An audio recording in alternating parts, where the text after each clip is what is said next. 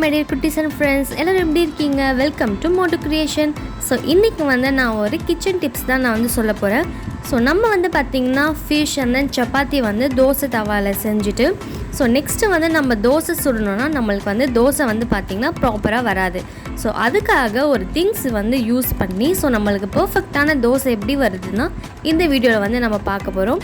So வாங்க வீடியோக்குள்ளே போகலாம். ஓகே, ஸோ ஃபர்ஸ்ட் நான் வந்து என்னோடய தோசைக்கல் முன்னாடி வந்து பார்த்திங்கன்னா ஃபிஷ் வந்து ஃப்ரை பண்ணியிருந்தேன். ஸோ இப்போ வந்து தோசை சுடும் போது எப்படி வருதுன்னு நீங்களே பாருங்கள். ஓகே, ஸோ தோசை வந்து ஒழுங்காக வரலை. ஸோ இதுக்கான ஒரு சின்ன டிப்ஸ் நான் வந்து உங்களுக்காக கொடுக்குறேன். ஸோ இது வந்து கண்டிப்பாக எல்லா வீட்லேயுமே வந்து கண்டிப்பாக இருக்கும். ஸோ ஓகே, ஸோ இதை வந்து என்னென்னு பார்க்கலாம்.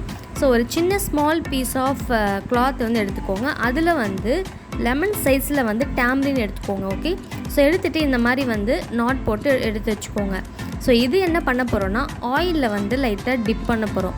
ஸோ டிப் பண்ணிவிட்டு நம்ம இந்த தோசைக்கல்லில் வந்து நல்லா வந்து ரப் பண்ணணும். ஓகே, ரப் பண்ணிவிட்டு ஸோ நெக்ஸ்ட் நம்ம தோசை ஊற்றும் போது ஸோ அந்த தோசைக்கல்லில் வந்து தோசை வந்து பார்த்திங்கன்னா ஒட்டாமல் நம்மளுக்கு அழகாக வந்துடும். ஸோ இந்த டிப்ஸ் வந்து 100% கண்டிப்பாக ஒர்க் ஆகும்.